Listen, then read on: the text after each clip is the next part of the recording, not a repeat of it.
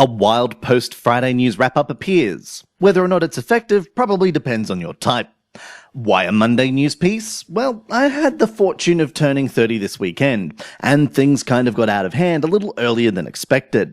Needless to say, this shouldn't be something that affects our viewers, so here I am with the post-Friday news wrap-up for the 2nd of March 2012.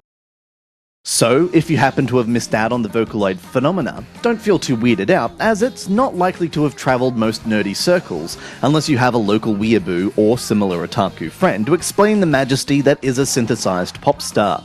Sega has managed to sneak on a rhythm game based on the popular singer Miku, and unfortunately the gameplay itself revolves around knowing how to read Japanese characters in order to swipe the correct one in time with the music. Another reason this might just be for fans only is the price bracket, as it weighs in at around $15, and it's unlikely to get a Western adaptation.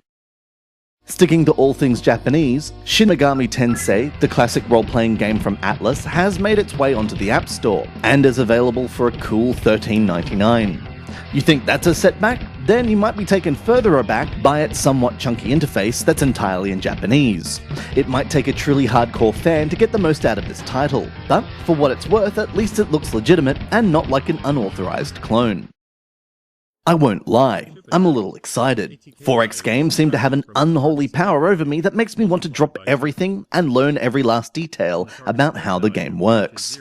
This is especially weird considering how notoriously terrible I am at them, at least from a hardcore player's standpoint, so it's no surprise that when Zarksoft announced that their upcoming MMO strategy title Empire of the Eclipse has been submitted, I did a little jig. What's extra special about this title is just how long it has taken, and the developer's dedication to ensuring their release is as tweaked as possible. With any luck, it will be the hit it deserves to be with the intended niche audience. Tutorial videos are available on their YouTube channel if you'd like more of a sneak peek. While I find the iOS platform has seemingly become a new home for hardcore shooters, it's nice to know that quality developers are behind these efforts, with Danmaku Unlimited Sunny Tam having submitted yet another title, Storm Strikers. The game is looking incredible, and like all great titles in the genre, dangerous and skilled players rewarded as players are encouraged to kill enemies at close range for bonuses. With a kicking soundtrack from Blank Field, multiple game modes and unlockable fighters, this is looking like a great pick for shooter fans. The developer is hoping for a March 8th release date. This is more rumour and less fact at this stage, as Limbo developer Playdead has listed jobs for helping to port over games to platforms including iOS, Windows 8 and Android. Given that Limbo is all they have on offer so far, it's a good bet we may eventually see a release of the creepy platformer sometime in the future. There's not much to say here other than the game is looking every bit like what the developer said it would look like, given that it's meant to be a runner meets shooter style of game. Website Touch Arcade managed to scoop some details on their forums, including a small bit of info that suggests this game will be towards the beginning of the series, though this may keep it open as a transition title. We'll keep an eye on this indie collaborated title as it continues to develop. This week is a little unorthodox when it comes to Game of the Week, as we've been inundated with not only great games, but at least one late review that has highlighted a really amazing release.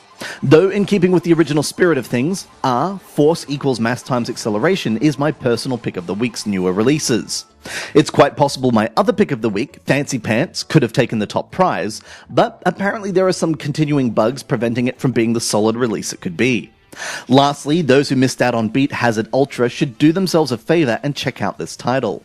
Due to our late review, it seems unfair not to give it the proper recognition it deserves, and those after a quality twin-stick title should pick this eye-warping title up.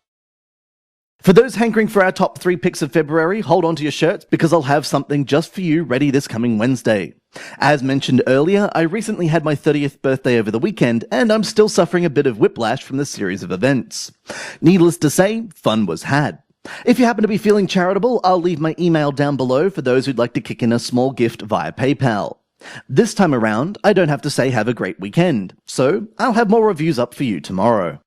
This has been Andrew with AppSpy.com. We review, you decide.